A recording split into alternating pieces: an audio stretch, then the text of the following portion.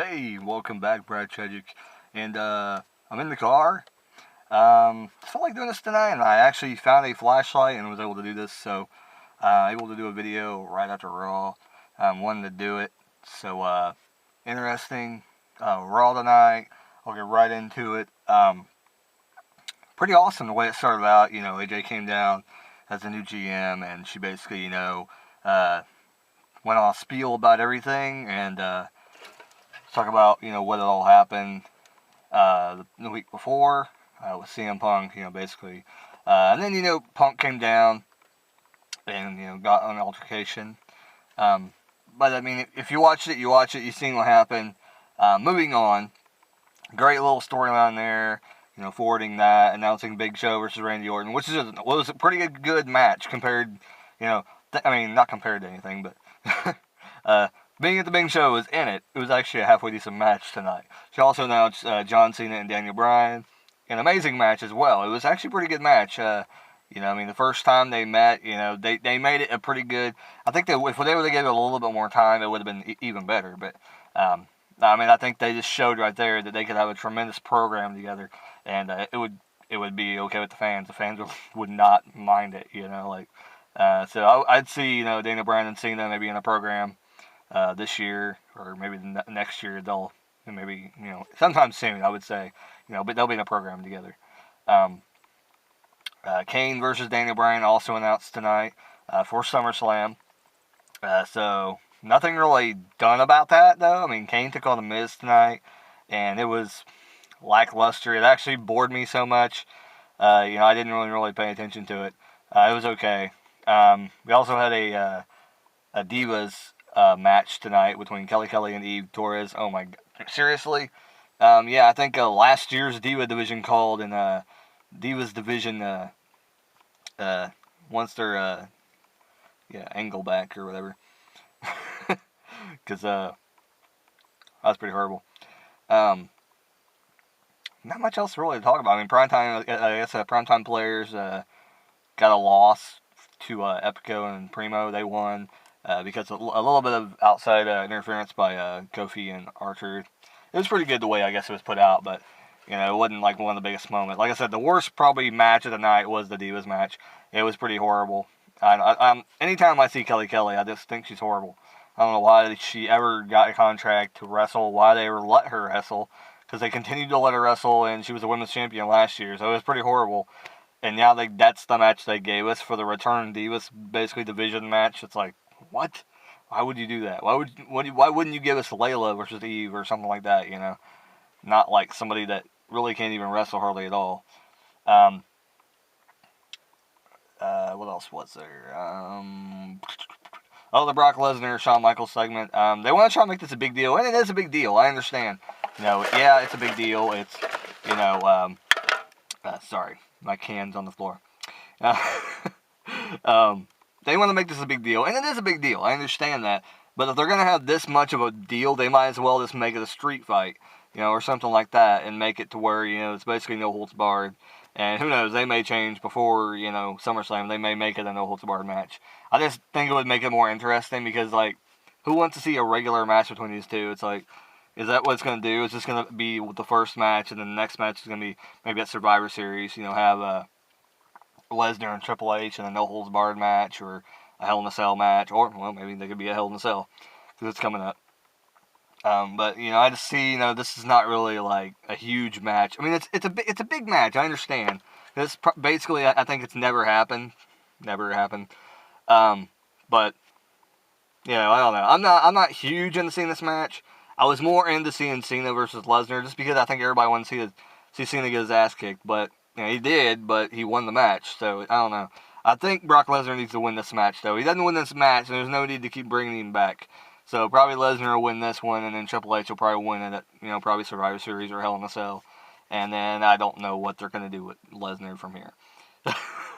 I have no idea what kind of storyline they can pull out of their ass for, this coming year for Lesnar. I mean, they keep doing it. They're shocking.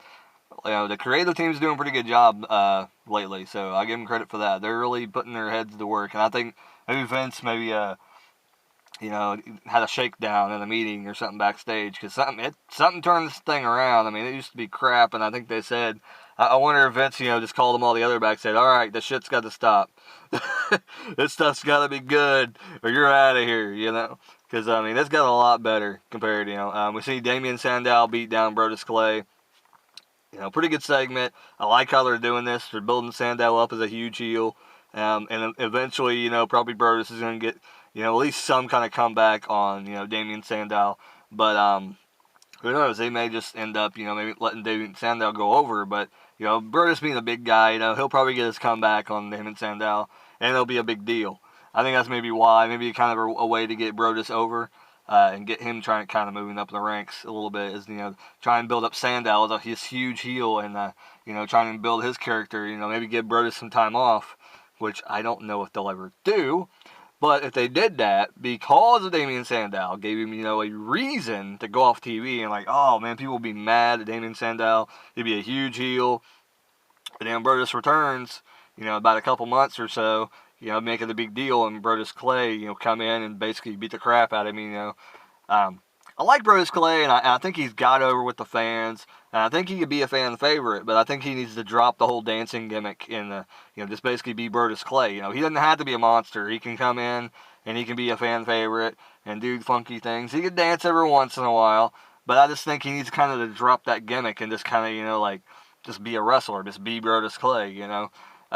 They can still call him the Funkasaurus, you know, they can still do all this stuff, you know, but, you know, I think he maybe just needed to bring it out like at pay-per-views, and then that'd be it, you know, because then now it's just like, oh, he's going to dance, not a big deal, you know, like, but if he did it like just the pay-per-views, or, you know, just when he was like in the main event of Raw, you know, that would be kind of cool, that'd be interesting. So, pretty good Raw tonight. I liked it. Alberto Del Rio getting his car stolen by Sheamus. Sheamus dropping the burrito in a tout thing tonight. That was pretty hilarious. That was pretty good, yeah. Like I said, you know, nothing bad about Raw tonight. There's really nothing about Raw. I mean, really, the Divas Division match was like the only thing bad about Raw. And the, I think I counted 2 advertisements of Lesnar and Shawn Michaels, or Lesnar and Triple H, my bad. Lesnar and Triple H. So there might have been another one I might have missed, but I don't know. I did say a sighting of Wade Barrett promo happened tonight. Very excited for that. I don't know if they're bringing him back as a babyface or not. They may. Who knows? I mean, but I think he'll come back as a bad guy, because that's what he was when he left. He had a feud with Randy Orton. And it's just, you know, just coincidences that Randy Orton's back, because I kind of wonder if that maybe held him back for coming back. Is that, you know, he may end up, you know, igniting that feud again, and that'll be the way Randy Orton kind of starts everything off. Maybe an appearance at SummerSlam by Barrett to interfere, you know, and Orton will have like a opening match maybe on SummerSlam, and Wade Barrett will interfere. And that'll be a way to bring him back in, something like that. And we saw Alex Riley defeat Dolph Ziggler. This feud between Jericho and Ziggler is pretty good. People have been saying that, I know, all over the internet, and it's pretty good. I'm interested in it, but I just hope that this doesn't like stop him from, you know, being able to cash in his Money in the Bank briefcase. I wonder, everybody thinks I'm the most paranoid son of a bitch ever if they watch any of my videos. I do not smoke pot. Let me just straighten out. I'm just weird because like first of all, I got my wife. And then I got, like, I'm outside right now with a flashlight in my car. Surprised the cop don't pull up and ask me what the hell I'm doing. Try to make a drug call. I got 20 pounds of marijuana. Anyway. But yeah, pretty good Raw tonight. Nothing to complain about. I mean, I'm excited. So, hope everybody else enjoyed Raw. And I thought it was pretty good. I can't say anything bad about it. Haven't watched TNA this week. I did a crazy crazy wrestling review about, I think, a couple days ago, and I'm gonna post that right around the time I post this, probably before I post this, so it'll actually make sense when I upload it. So it'll say a different date below it. It'll say the same date as this video, because it's technically going to be, I believe, the 6th, 7th. Yeah, when I upload it. My son's birthday. There you go. Just turned 3 the other day. Had a birthday party, so yeah. Happy birthday to my son, Zayden. Yeah. So, yeah. I hope everybody enjoyed it. Thank you, and goodbye. Keep rocking. Oh, keep forgetting my catchphrase.